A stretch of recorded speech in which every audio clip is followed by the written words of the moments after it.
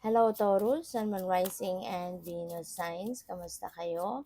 Sana po'y nasa mabuti kayong kalagayan. Welcome back po sa Star Tarot. At kung bago kayo dito, welcome din po kayo. Please subscribe, like, share my videos, and leave me a comment kung nakaresonate kayo.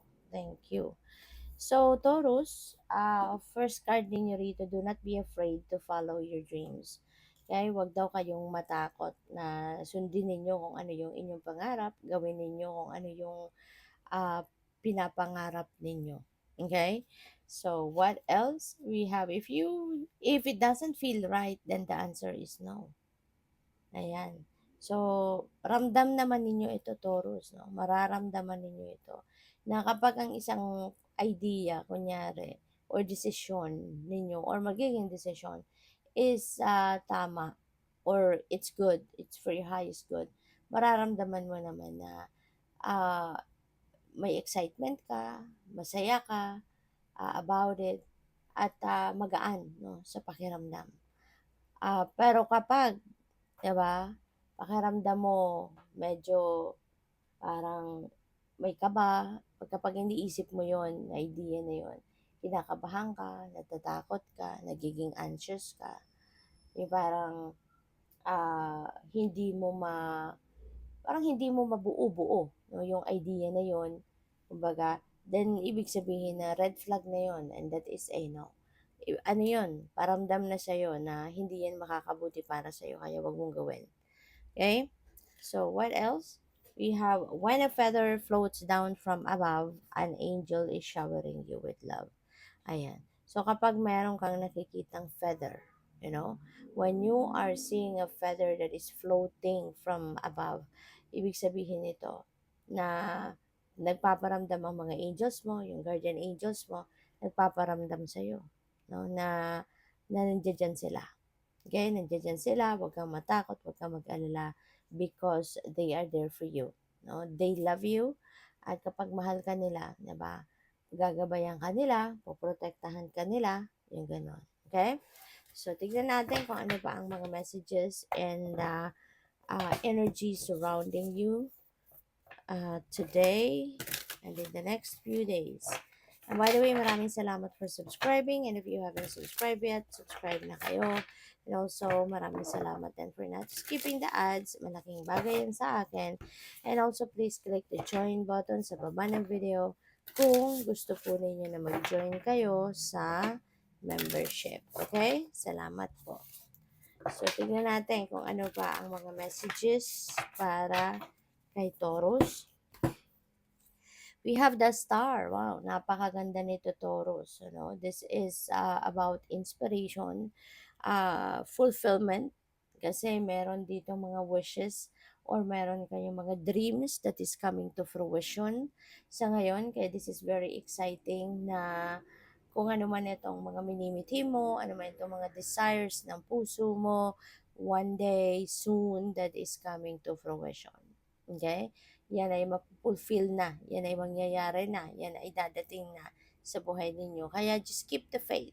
Just keep the faith, no? Dahil lahat naman, 'di ba, ng nangyayari sa buhay natin ay according to the divine order and timing. So just keep the faith. Siguro naman nararamdaman din ninyo 'yan na malapit na, no? Malapit nang matupad ang mga pinapangarap mo, malapit nang matupad yung mga heart's desires mo, yung um, mga dreams mo, yung ganon. No? So, what else? We have Nine of Water, Taurus. Parehas sila, wish fulfillment energy. Kaya, feeling ko dito, this is the time that you are going to be showered with blessings talaga. Maraming biyaya ang dadating, maraming blessings ang dadating. Your happiness, 'di ba, ay nandiyan na. um, Maraming biyaya, maraming kasiyahan ang mangyayari, yung mga dreams mo, wishes mo, maaaring yan ay mangyayari na, dadating na. There could be also, ang tawag dito, um, maaari din na meron ditong mga financial may mga financial blessings or merong mga material blessings din na paparating. So parang siksik liglig, umaapaw ang biyaya no na pwedeng dumating sa inyo dito. Parang ganon. Kaya magiging masayang masaya ka. Okay? By the way, si Star is also a new beginning energy. So magsisimula ka dito ng bagong chapter sa buhay mo. Full of hope, full of hope kayo dyan. Full of optimism kayo dyan. Kaya iba yung saya talaga ang inyong mararamdaman. No? So what else? We have Seven of Fire. Ayan. So, maari, no, na yung mga, na to, nasa defensive mode yung lalaki. So, maaring gano'n na nararamdaman ninyo sa ngayon. Po pwede kasi na dahil sa maraming biyaya ang dadating sa'yo, maraming magagandang bagay ang po pwedeng mag-unfold sa buhay ninyo. Kaya ang tendency, mayroong mga tao sa paligid ninyo na hindi natutuwa dyan sa mga magagandang nangyayari sa buhay ninyo. Kasi nga 'di ba, maraming mga tao sa paligid natin na hindi makapag-focus sa kani-kanilang buhay at pinapakialaman ang buhay ng iba. At maaring may mga tao, excuse me po, maaring may mga tao na gano'n no, sa paligid ninyo na hindi na lang mag-focus sa buhay nila but ikaw yung buhay mo ang pinapakialaman or yung buhay mo yung pinagmamasdan, 'di ba? At binabantayan. Kaya po pwede no na kahit wala ka namang ginagawang masama towards other people, wala ka namang sinasabi na, na masama towards other people, may mga taong nagagalit sa'yo. May mga taong hindi natutuwa sa'yo. Kasi nga, that could be out of inggit. Diba? Out of inggit. Kasi maaring, yun nga, successful ka, nakikita nilang nakakaangat-angat ka sa buhay, lalo-lalo na kung ikaw ay nakakaangat-angat kaysa sa kanila, 'di ba? So talagang isang malaking bagay 'yan ano, na ikakainis nila sa iyo, 'di ba? May mga gano'n kaya Taurus, um, maging maingat na lang kayo, alright? Maging maingat kayo, never never say anything, no? Huwag ka nang magkikwento sa iba, huwag kang magkikwento sa iba, do not share anything, no? Sa iba na po pwedeng pagmula ng inggit, no, ng iba kasi para mas lalong baka mas lalo kasing magalit sa'yo out of inggit, 'di ba?